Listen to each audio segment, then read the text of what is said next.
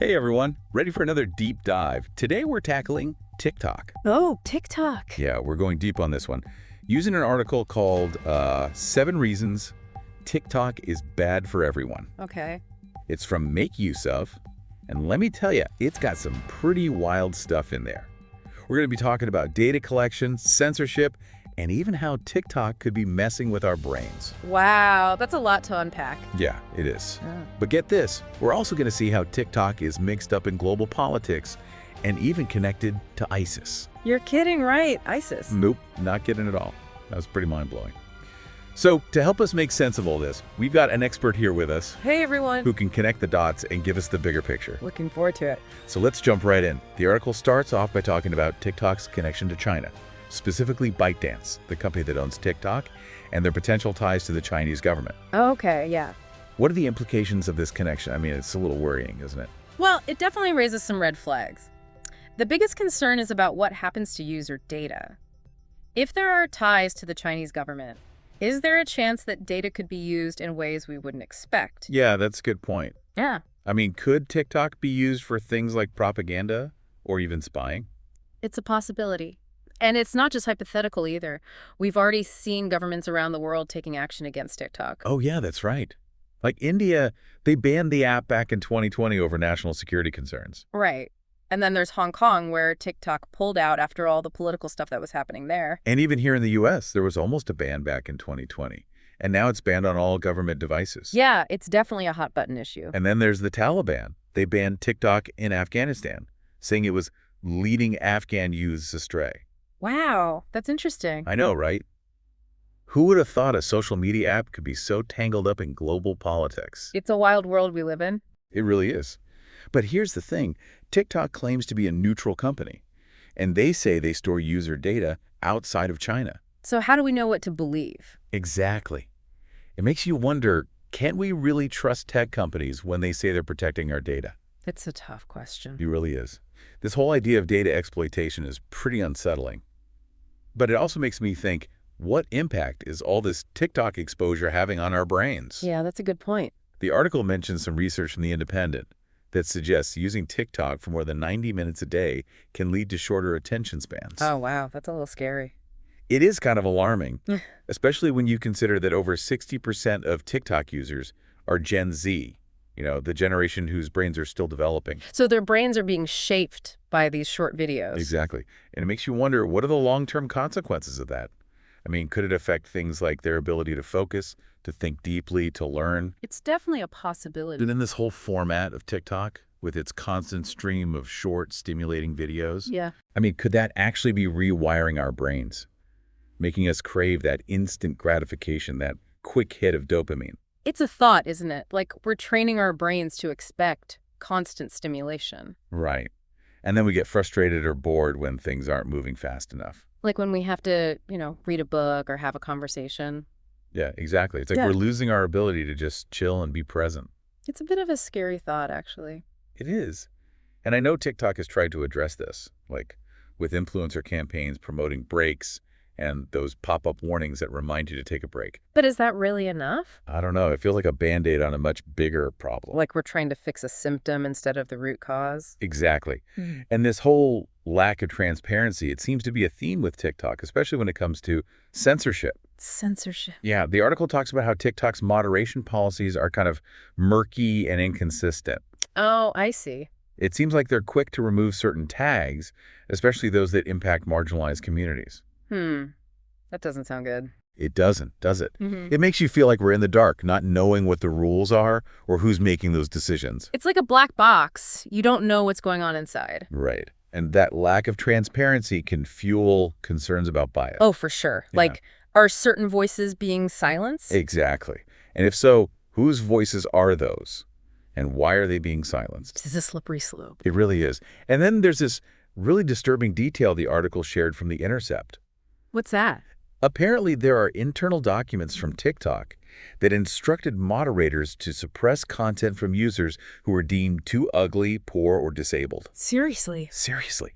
It's like something out of a dystopian novel. It's pretty messed up. It is. It's not just censorship. It's straight up discrimination. And it shows how easily societal prejudices can sneak into our online spaces. It's like they're trying to create a perfectly curated world. A world where everyone looks and acts a certain way. And that's just not reality. Nope, not at all. So we've got data privacy concerns, potential brain-altering algorithms, and censorship issues.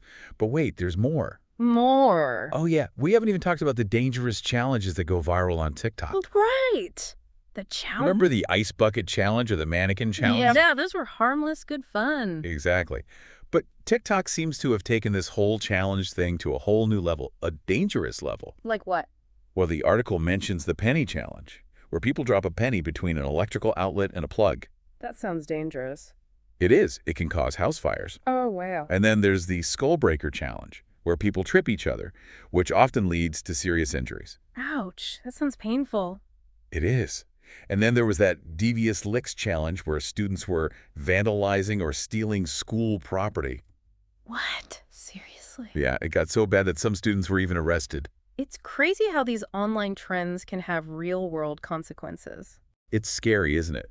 It's like the line between the digital world and the real world is getting blurrier and blurrier. And it's especially worrying for younger users who might not fully understand the risks involved. Absolutely. They're more susceptible to peer pressure and that urge to go viral, even if it means doing something dangerous.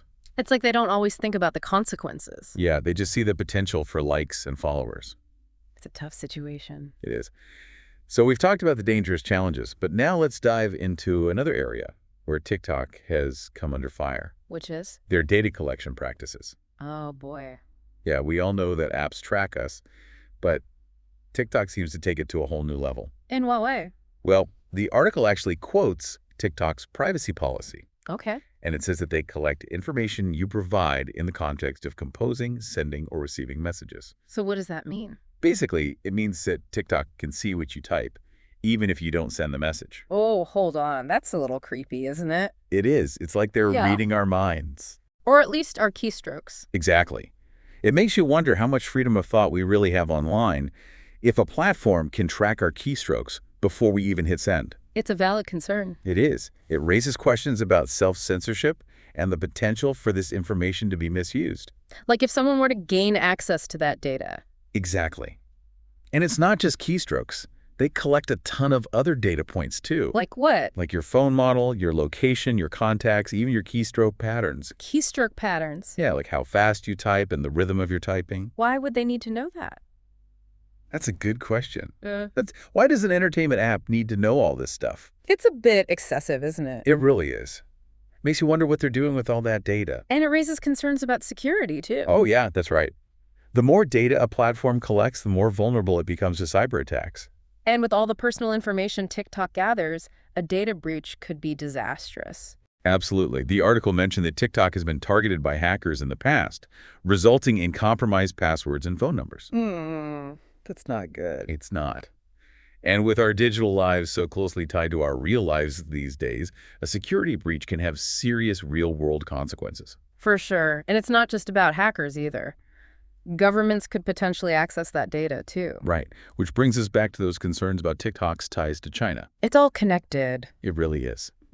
But beyond those initial concerns, there's another layer we need to consider, and that's the potential impact TikTok can have on young people, especially their mental health. Oh, absolutely. Social media in general can have negative effects on mental health, but TikTok seems to amplify those issues. It does, doesn't it?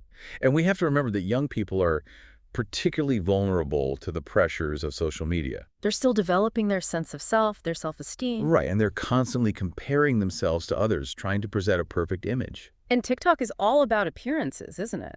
It is. It's a highlight reel of people's best moments, which can make it really hard for young people to feel good about themselves. Yeah, it sets unrealistic expectations. And it can lead to things like body image issues, anxiety, and depression. We've seen a rise in those issues among young people in recent years, and social media definitely plays a role. It does. And then there's the issue of cyberbullying, which is rampant on TikTok. It's so easy to hide behind a screen and say hurtful things. And the anonymity of the internet can make people feel like they can get away with anything. It emboldens them. It does. And the article gives some really disturbing examples of the dark side of TikTok. Like what? Well, there have been cases of young users uploading sexually suggestive content. Oh, that's awful. It is. And then there are ex-partners using TikTok for revenge, posting private videos or spreading rumors. It's so easy to use social media as a weapon. It is. And then there's the presence of hate speech and extremist propaganda. You're kidding. Nope, even ISIS has used the platform. Wow, that's scary. It is. It's a reminder that even seemingly harmless apps can be used for harmful purposes. It's a sobering thought. It is. So with all these concerns about TikTok, what can someone do if they're worried about using it? Yeah.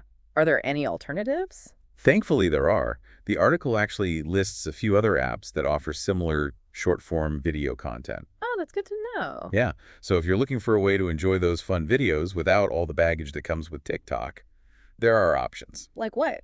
Well, there's Triller, Dubsmash, Instagram Reels, and YouTube Shorts. Okay, I've heard of some of those. Yeah, they're all pretty popular.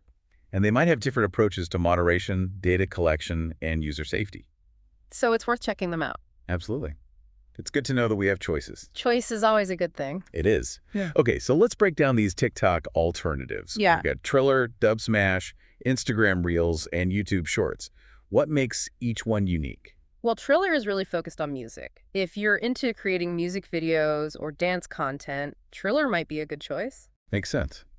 What about Dubsmash? Dubsmash. Well, the name kind of gives it away, right? It's all about lip syncing, which, was what TikTok was known for in the beginning. Oh yeah, like the OG short-form video app. Exactly. So it's like going back to the roots of it all.